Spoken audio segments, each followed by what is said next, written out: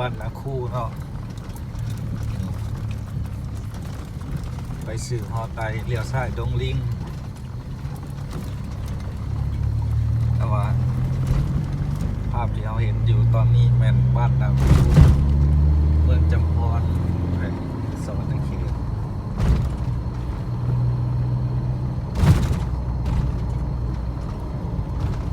ทางเนาะเที่ยวจนเป็นคนแล้วเดี๋ยวนี้ทางดีแต่ในบ้านนี่แหละวิดบ้านนี่กระทางกับทางนี่ก็เบิดทางดีทางยางเนี่ย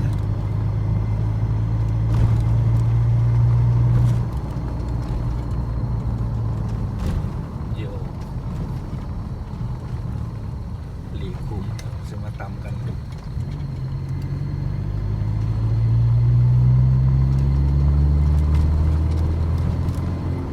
เดี๋ยวนี้บ้านเมืองมันก็เจริญเฮือนกำลังบักใหญ่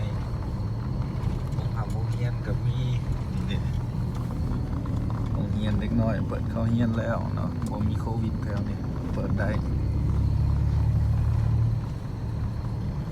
ข้างหน้านี่ก็แม่นรถขนส่งเนาะมาส่งสินค้า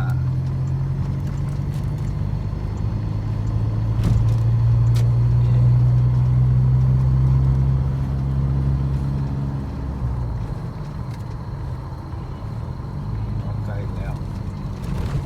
ใกล้สิสิ้นสุดทางดีแล้วทางดีเบิร์ด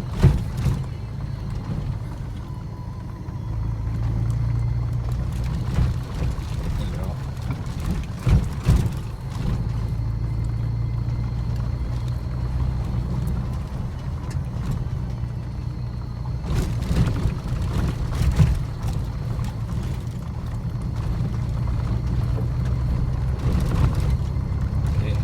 เบิร์ดเลยได้ทางนะทางยางนะ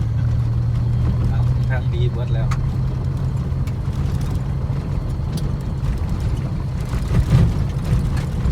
ตรงไห้ตรงหน้ายังกว้างขวางมันสักบ้านซองกับขี้ฝุ่นกุ้ง